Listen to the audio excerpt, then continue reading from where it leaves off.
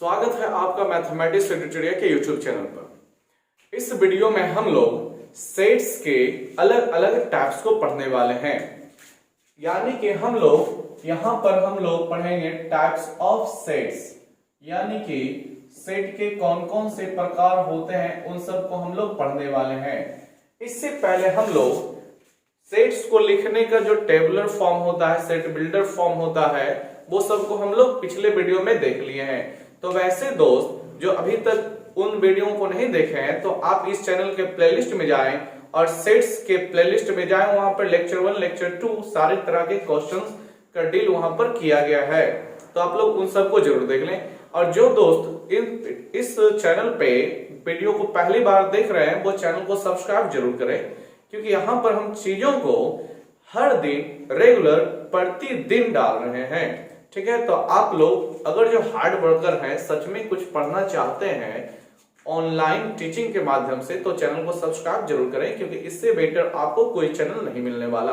आप लोगों को एक एक चीज बताया जाएगा, फिर भी कहीं समस्या होता है तो आप लोग कमेंट बॉक्स में जरूर कमेंट करें। आप लोगों के लिए ही वो कमेंट बॉक्स बनाया जाता है। और दोस्तों में शेयर करना भी ना भूलें। चलिए देखते हैं टाइप्स ऑफ सेट्स। देखिए दोस्तों, सेट्स के बहुत सारे टाइप्स हैं, लेकिन हम एकदम जीरो से चलेंगे और एक एक चीज को देखते चलेंगे। तो फर्स्ट हम लोगों को देखना है फाइनाइट सेट, जिसको हिंदी में बोलते हैं परिमित समुच्चय। ये कोई खास चीज नहीं है। परिमित फाइनाइट वर्ड को देखिए, वहां से आपको पता चल जाएगा। एक ऐसा समुच्चय होगा जिसमें जितने भी एलिमेंट्स होंगे सबको हम काउंट कर पा रहे हो। यानी एक ऐसा समुच्चय जिसमें उपस्थित सदस्यों को हम गिन लेते हैं, उसे हम परिमित समुच्चय कहते हैं। तो लिखते हैं इसका डेफिनेशन। जिस समुच्चय के, क्या लिखेंगे, जिस समुच्चय के सदस्यों को, किसको स्टूडेंट, सदस्यों को गिना जा सके उसे परिमित समुच्चय कहते हैं। उसे क्या कहते हैं? परिमित समुच्चय कहते हैं, जिसको इंग्लिश में आप लोग देख रहे होंगे फाइनाइट सेट्स कहा जाता है।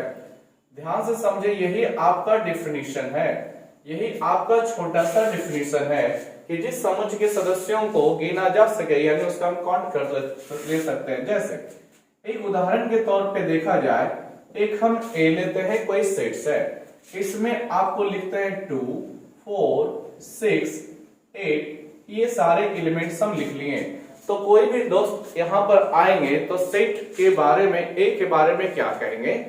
यहाँ पर 2, 4, 6, 8 टोटल 8 सदस्य इसमें उपस्थित हैं, तो यहाँ पर हम इसको गिन सकते हैं। उसी तरह से कुछ और लेते हैं। चलिए हम बी से एक डिनोट करते हैं और इसमें हम ए, ई, आई, ओ, यू इन समुच्चयों के सदस्यों को लेते हैं। तो यहाँ भी आप लोग काउंट कर सकते हैं कि यहाँ पर कितने एलिमेंट्स हैं, कितने सदस्य हैं, 1, 2, 3, 4, 5। तो ये जो उदाहरण हम लिए हैं, इसमें सदस्यों की संख्या निश्चित है। एक में 4 है और एक में 5 है। तो जो निश्चित सदस्यों को दिखा रहा है वही मेरा फाइनाइट सेट यानी परिमित समुच्चय होता है। अब दूसरी तरफ चलते हैं। दूसरी तरफ हम लोग चलेंगे जिसमें बोला जाता है इनफाइनाइट। आप लोग नाम से पकड़ सकते हैं इनफाइनाइट सेट, जिसको हिंदी में बोलते हैं अपरिमित समुच्चय। क्या बोलते हैं डियर स्टूडेंट? अपरिमित समुच्चय बोलते हैं। तो इसमें आ जाए तो एक ऐसा समुच्चय जिसके सदस्यों को नहीं गिना जा सके।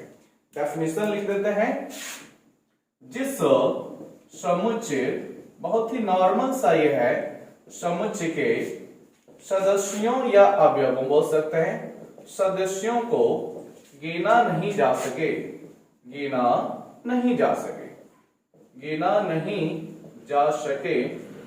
उसे ही क्या बोलेंगे? उसे अपरिमित समुच्चय कहते हैं। उसे अपरिमित समुच्चय कहते हैं। आप लोग डिफिनेशन पे देखें, समुच्चय कहते हैं, बड़ा ही लाजवाब डिफिनेशन है दोनों का। परिमित का मतलब ये होता है एक लिमिट में होना, यानी उसके बाद अब हम नहीं जा सकते, यानी उसमें काउंटिंग आराम से कर सकते हैं। आप परिमित इनफाइनाइट का भी इंग्लिश वर्ड देख लें। इनफाइनाइट मतलब क्या होता है? ऐसी चीजें जिसका कोई लिमिट नहीं हो उसे ही तो इनफाइनाइट बोलते हैं। जैसे यहां पर एक हम ले लें, यहां पर मान लीजिए एक कोई शो कर रहा है धन पूर्णांकों का समुच्चय, ध्यान से समझेंगे, धन पूर्णांकों का समुच्चय ये शो कर रहा है, धन पूर्णांकों का समुच्चय शो कर रहा है, ए सेट ऑफ पॉजिटिव इंटीजर्स। तो आप लोग जब इसके सदस्यों को लेंगे, पूर्णांक जो लेना है वो धनात्मक वाला, धन पूर्णांक वाला यानी पॉजिटिव, तो 1 हो जाएगा डियर स्टूडेंट, 2 हो जाएगा, 3 हो जाएगा, 4 हो जाएगा, 5 हो जाएगा, 6 हो जाएगा, 7, 8, 9 के यहां तक आप लिखते जाएंगे। सारा जो ये आपका आता जाएगा ये आपका धन पूर्णांकों का समुच्चय है। इसमें बहुत सारे वैल्यूज 9 के बाद 10, 11, 12, 13, 14, 15, 16 बहुत सारे वैल्यूज आते जाएंगे। इसका कोई लिमिट नहीं होती है। पूर्णांक संख्या किसे कहते हैं तो आप लोग इसके बारे में जानते होंगे कि -1, -2, -3, -4 वैसी संख्या जो पॉइंट में ना हो, फ्रैक्शन में यानी भिन्न में नहीं हो, रूट में नहीं हो, ये सब में नहीं हो, सिंपल वे में हो, वही मेरा पूर्णांक होता है। 0, 1, 2, 3, 4, -1, -2, -3 ये सभी पूर्णांक है। लेकिन -1, -2 नहीं ले सकते क्योंकि यहाँ पर धन पूर्णांक बोला गया। तो चलिए धन यानी प्लस में ही लेना है, तो प्लस में भी लिमिट बहुत सारा है, ये बहुत सारा सदस्य इसका है। उसी तरह से अगर जो केवल बोलता, केवल ये बोल देता कि चलिए दूसरा में केवल ये बोल देता पूर्णांकों का, इसका पूर्णांकों का समुच्चय, पूर्णांकों का समुच्चय केवल बोलता, तो यहां पर क्या आ जाता, यहां पर आपका आ जाता पहले तो कुछ यहां पर माइनस में कुछ चीजें चलती, -4 ले लेते, -3, -2, -1, 0, 1, 2, 3, 4, 5 और उसके बाद भी इनफाइनाइट आता जाता। तो इसमें क्या खूबी है ना कि इसमें जो है यहां भी -4, -3, -2, -1, -2, -3, -4, -5, -6, -7, -8, -9, -10 बहुत सारे वैल्यूज पहले भी आए होंगे और 1, 2, 3, 4, 5 के बाद भी बहुत सारे वैल्यूज आए होंगे, 6, 7, 8, 9, 10 बहुत सारे वैल्यूज आए होंगे। तो दोस्तों यहां जो हम सेकंड में उदाहरण जो भी लिए हैं इसमें कितने एलिमेंट्स है ये कह पाना संभव नहीं है। ठीक है, यहां भी देख ले, पहले भी कुछ और सदस्य आए होंगे बाद में भी, लेकिन जो हम इससे पहले उदाहरण लिए थे उसमें हम कंफर्म बता सकते हैं कि ए में जिसके पास है 1, 2, 3, 4 सदस्य हैं तो यानी ये फाइनाइट सेट हुआ। ठीक है, और जबकि दूसरे में 1, 2, 3, 4, 5 सदस्य हैं तो ये भी फाइनाइट में ही आएगा। और चलिए तो परिमित समुच्चय, परिमित समुच्चय आप लोग समझ गए होंगे। परिमित समुच्चय में सदस्यों को हम काउंट कर सकते हैं, उसमें आपको एक निश्चित सदस्य के बाद दूसरी तरफ ब्रैकेट लगा दी जाती है डायरेक्ट, लेकिन अपरिमित समुच्चय में सदस्यों को हम गिन नहीं सकते हैं। इसमें आपको या तो शुरू में या फिर अंत में या फिर दोनों तरफ डॉट डॉट का चिन्ह से शो किया जाएगा। डॉट डॉट का चिन्ह बताता है कि अभी ये खत्म नहीं हुआ है, अभी और भी आगे आता जाएगा, और पहले है तो पहले भी आता जाएगा। ठीक है, तो ये आपका होता है अपरिमित समुच्चय। और सबसे इंपॉर्टेंट चीज, जो परिमित समुच्चय होते हैं उसके सदस्यों को हम गिन सकते हैं। तो परिमित समुच्चय को सदस्यों को कैसे दर्शाया जाता है? ठीक है, रिप्रेजेंटेशन ऑफ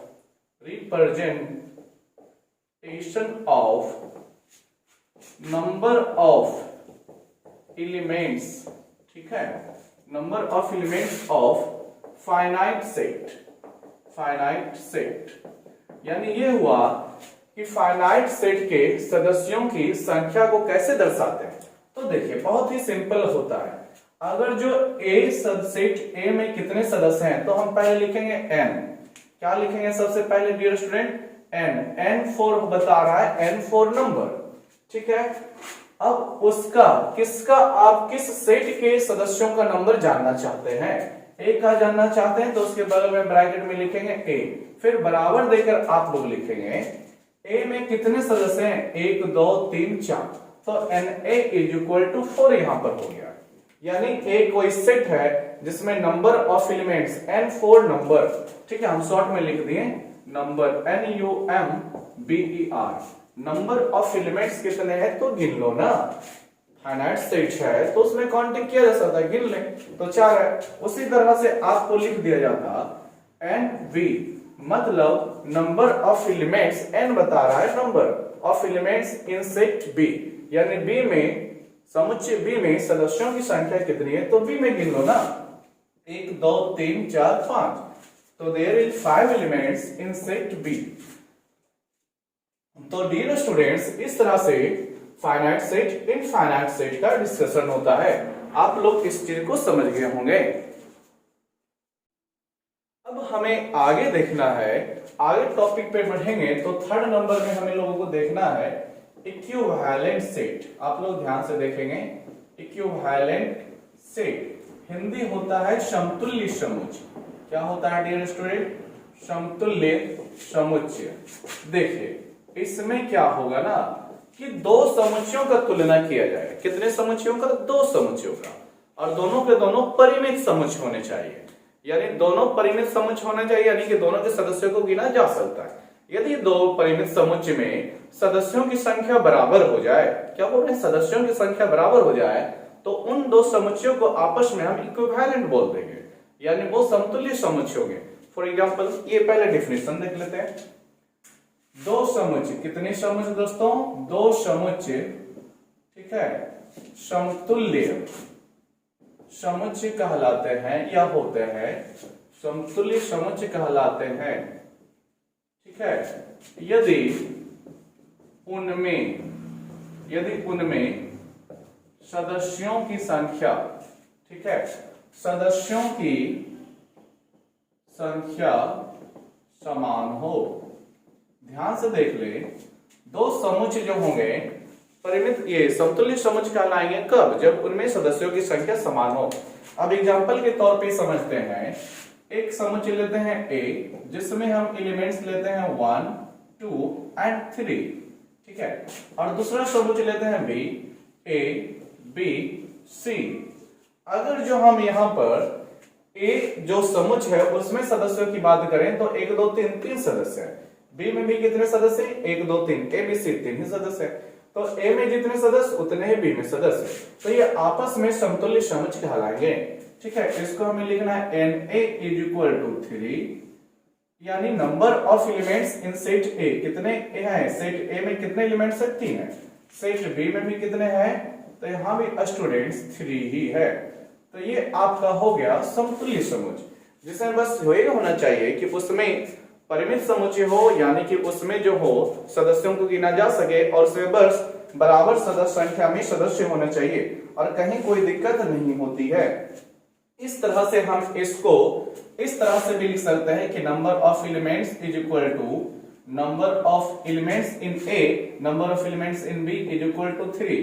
तो इस तरह से है, तो ये आपका इक्विवेलेंट सेट्स है, समतुल्य समुच्चय है। अब इसके बाद हम लोगों को देखना है इक्वल सेट्स। क्या देखना है डियर स्टूडेंट्स? यानी 4 नंबर हमको लोगों को देखना है इक्वल सेट्स। नाम दोनों का देखिए, ध्यान से देखिएगा। इक्वल सेट्स को हिंदी में बोलते हैं बराबर समुच्चय। क्या बोलते हैं? बराबर समुच्चय, बराबर समुच्चय। ध्यान से समझेंगे, ये था इक्विवेलेंट, यानी हिंदी हुआ था समतुल्य, यह है इक्वल, हिंदी हुआ बराबर। इसका नाम से ही पता चल रहा है इक्वल सेट।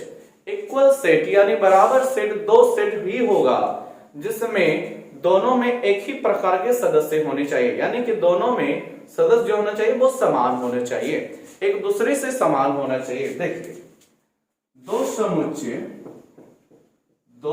समुच्चय बराबर समुच्चय होते हैं, बराबर समुच्चय होते हैं, यह कहलाते हैं यदि उनमें समान सदस्य उपस्थित हो, यदि उनमें समान सदस्य उपस्थित हो। ध्यान से समझेंगे, समान सदस्य उपस्थित हो। अब यहां पर क्या हो गया, हम एक उदाहरण लेते हैं जिसके बारे में A को लिखते हैं कि यहां पर आपका 2 4 6 8 है, और एक दूसरा सेट है उसमें भी आपके पास B के पास जो है 2 4 6 8 ही है। तो इसमें कोई बड़ा सा लॉजिक नहीं है। बस ये देखिए ना ए के पास जो सेट आ रहा है बी के पास भी वही सेट है, तो बस ये इसी को हम बोल देंगे क्या, दोनों में हर तरह से सदस्य जो है एक दूसरे के इक्वल है। कभी कभी ये हो सकता है कि 2 के बाद 4 6 8 आया है, यहाँ पे हो सकता था 8 पहले आए, 4 यहाँ पर आ जाए, यहाँ पर 2 आ जाए, यहाँ पर 6 आ जाए, तो आगे पीछे रहेगा तो उससे कोई लेना देना नहीं है। बस आपको ये देखना है कि 2 इसमें है तो इसमें भी 2 होना चाहिए, 4 इसमें है तो इसमें भी होना चाहिए, 6 इसमें है तो इसमें भी, 8 इसमें है तो इसमें भी, और इसमें जो है वो भी उसमें होना चाहिए। इक्वल सेट होने के लिए एक गणितीय मापन चलता है, ध्यान से समझेंगे। इन मैथमेटिकल फॉर्म, इन मैथमेटिकल फॉर्म, ध्यान से समझेंगे आप लोग। अगर जो रेगुलर लेक्चर देख रहे होंगे तो कोई दिक्कत नहीं होने वाला। अगर जो हम बोल देते हैं कि ए और बी, ए और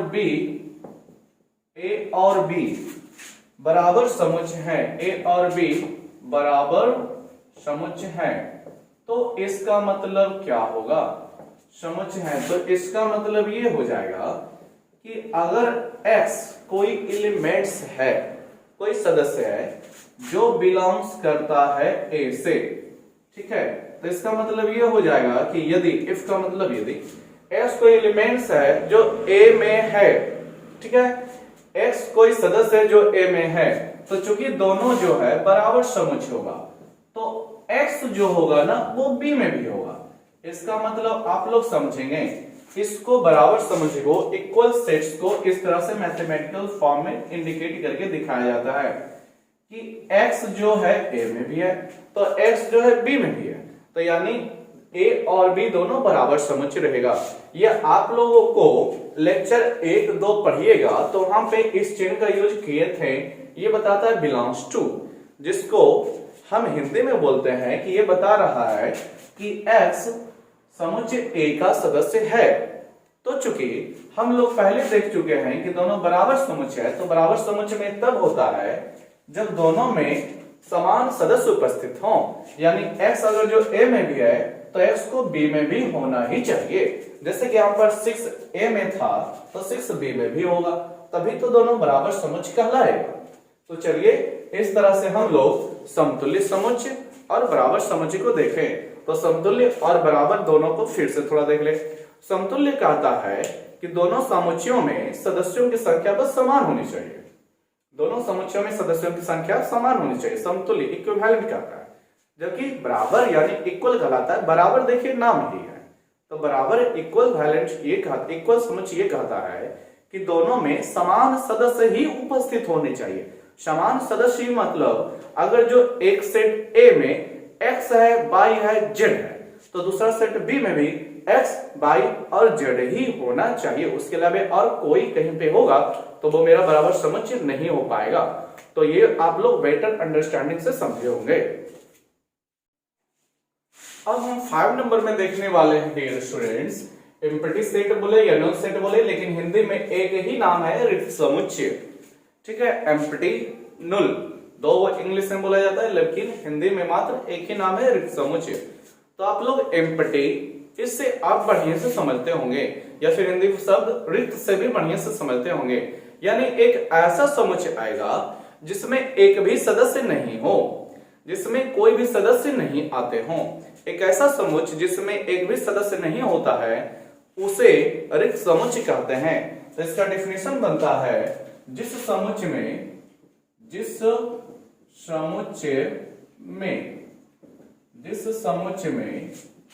एक भी सदस्य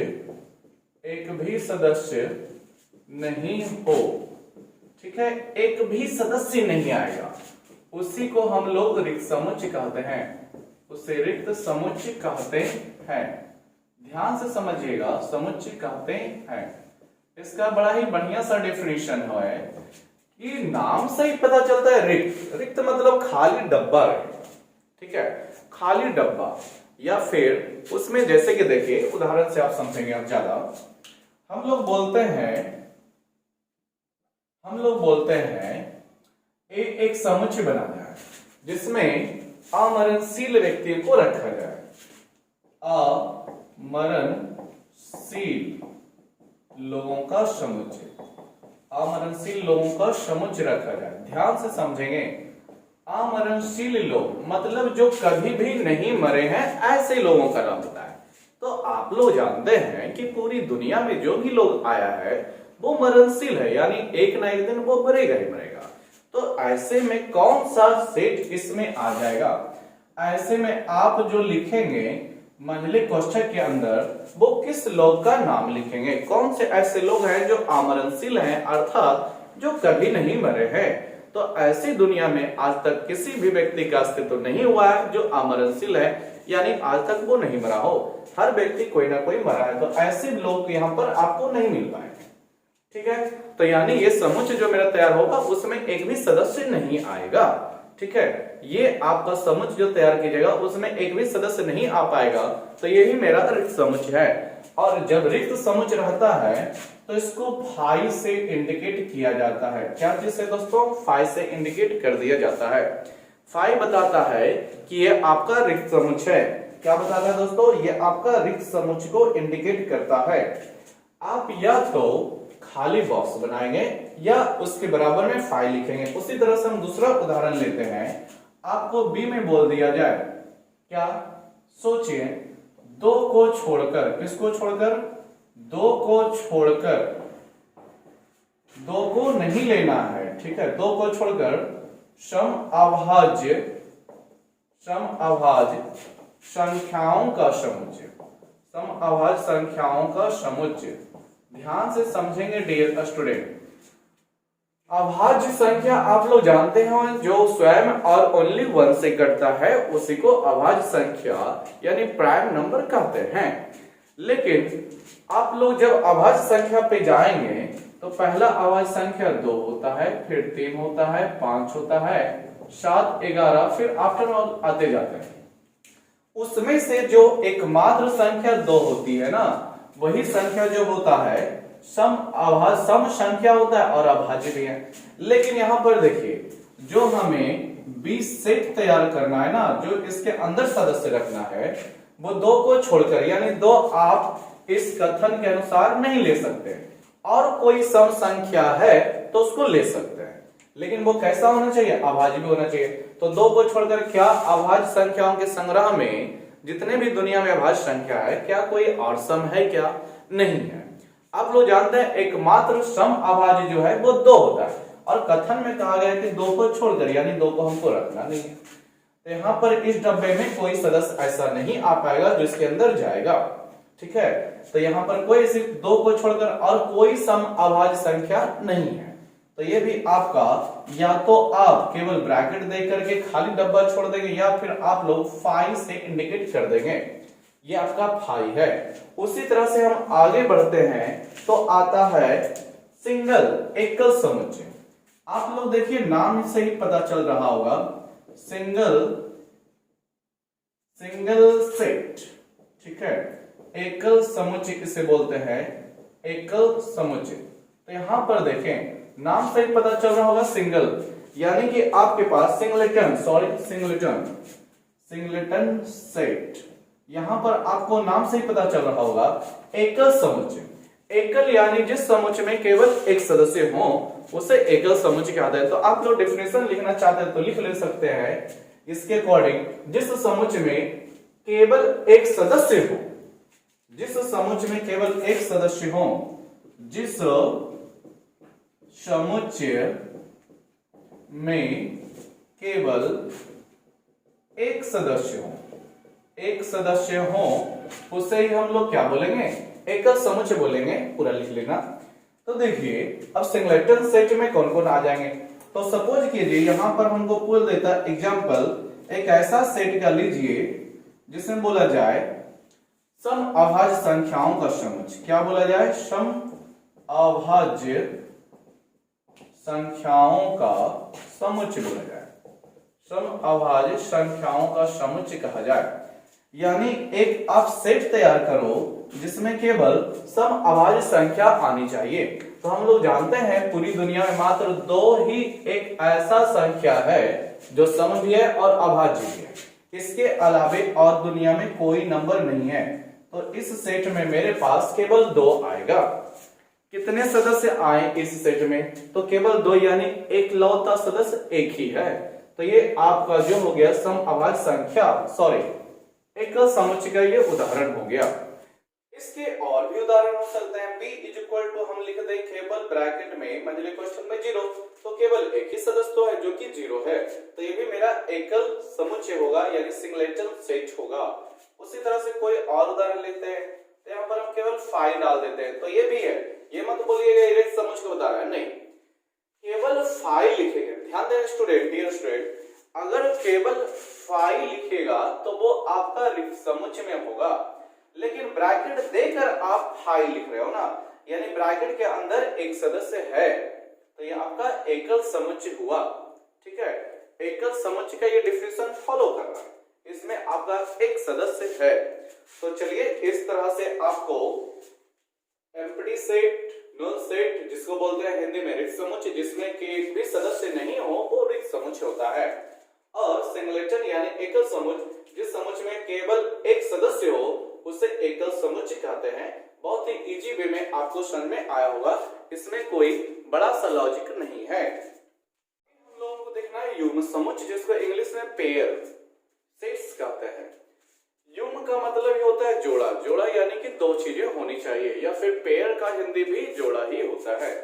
तो जिस समुच्चय में 2 सदस्य हो, जिस समुच्चय में 2 सदस्य हो उसे युग्म समुच्चय कहते हैं। आप लोग लिखना चाहते हैं तो लिख ले, जिस समुच्चय में 2 सदस्य उपस्थित हो उसे युग्म समुच्चय कहते हैं। ठीक है, तो चलिए इसका उदाहरण ले लेंगे। तो ध्यान से देखिएगा डियर स्टूडेंट्स, आपको एक सेट दे और यहाँ पर केवल मान लीजिए 3 और 5 ही दे और कुछ भी नहीं दे, तो इसमें 3 और 5 कितने सदस्य हो गए, तो 2 सदस्य हुए। यहाँ पर सदस्यों की संख्या कितनी है, तो 2 है, तो जब भी 2 सदस्य आएगा तो वो युग्म समुच्चय होगा।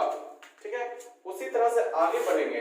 तो मान लीजिए थोड़ा सा लैंग्वेज बेस्ड दे दिया और बोल दिया छो के अभाज्य गुणनखंड, छो के अभाज्य गुणनखंड का समुच्चय, अभाज्य गुणनखंड का समुच्चय, कुछ भी दे देना। तो इसमें आप लोग जानते हैं छो का अभाज्य गुणनखंड क्या क्या होता है, तो एक तो 2 होता है डियर स्टूडेंट और एक 3 होता है, तो यही आपका 2 सदस्य बस होने चाहिए। ठीक है, तो ये आपका युग्म समुच्चय होगा, पेयर सेट होगा और कोई बड़ी सी चीज नहीं है। उसी तरह से कुछ भी लिखा जा सकता है ना, मान लीजिए सी एक सेट दिया जिसमें आपका 0 है और 5 है, तो आप ये मत बोलिएगा कि 5 और 0 तो सेट है ही नहीं। जब अगले क्वेश्चन के अंदर लिख रहा है 5 को भी, तो 5 भी एक सेट हो गया, एक सदस्य हो गया। ठीक है, अलग बात है कि 5 को हम ये रिक्त समुच्चय को हम 5 से इंडिकेट करते हैं, लेकिन अगर जो केवल सी लिख के दे दे, केवल 5 लिख दे, तो यहाँ पर सी जो होगा वो रिक्त समुच्चय होगा, एम्प्टी सेट या नल सेट होगा। लेकिन अगर जो वो खुद ब्रैकेट के अंदर आया है तो वो एक सेट के रूप में आ गया, सेट के सदस्य के रूप में आ गया है, और दूसरा सदस्य आपका 0 है, तो ये भी आपका 2 सदस्य है, तो ये भी आपका युग्म समुच्चय हुआ। और उसके बाद जो हमें पढ़ना है दोस्तों, सेट ऑफ सेट्स, ये आपको नाम सुन के अलग लगा हुआ। सेट्स ऑफ सेट्स हिंदी हुआ समुच्चयों का समुच्चय, समुच्चयों का समुच्चय नाम हुआ। क्या नाम हुआ, समुच्चयों का समुच्चय। तो एक ऐसा समुच्चय जिसके सदस्य भी कोई समुच्चय हो, ठीक है, जिस समुच्चय के लिख दे रहे हैं दोस्तों, जिस समुच्चय के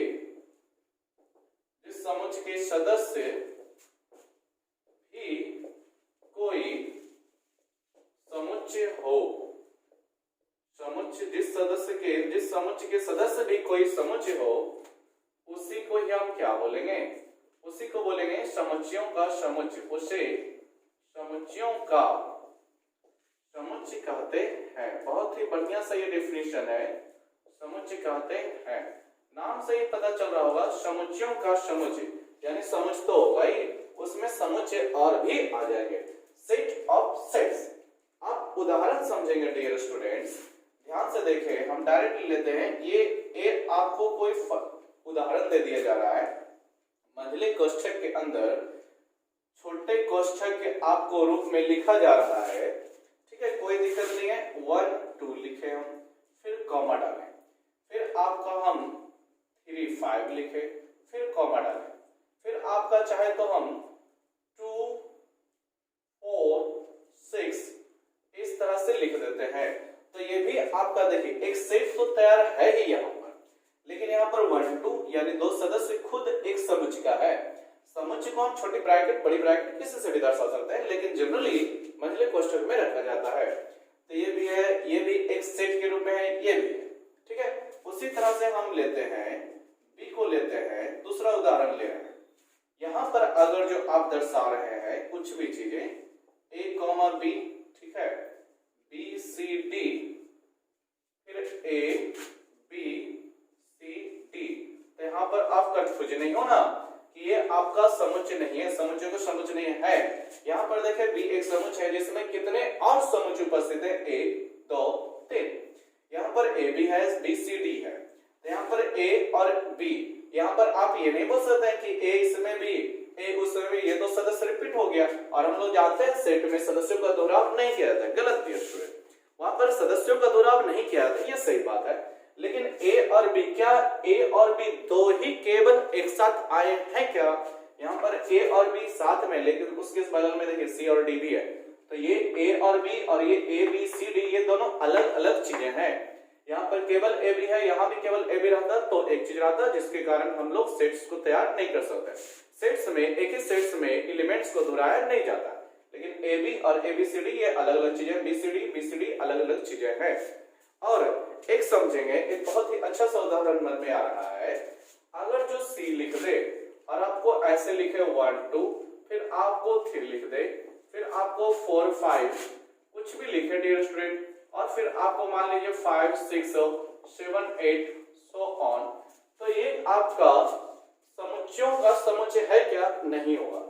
वजह क्या है? ये देखिए 3 यहाँ पर, ये भी समुच्चय खुद रूप में है, ये भी समुच्चय के रूप में, ये भी समुच्चय के रूप में, और पूरे महिला कोष्ठक के अंदर है, यानी ये भी पूरा का पूरा समुच्चय दर्शा रहा है।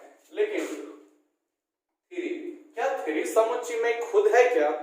नहीं है। समुच्चय में अगर जो 3 होता तो ये अपने साथ 1 2 4 5 के ऐसा ब्रैकेट रखता। तो यहाँ पर ये जो है 3 समुच्चय का 3 कोई समुच्चय नहीं बना रहा, 3 कोई समुच्चय नहीं है, समुच्चय नहीं है डियर स्टूडेंट, नहीं है। इसलिए सी समुच्चयों का समुच्चय नहीं है। सी के लिए स्पेशल हम बात कर रहे हैं, इसलिए ये समझना बहुत ही जरूरी है, क्योंकि आपको चुनने के लिए दिया जाएगा।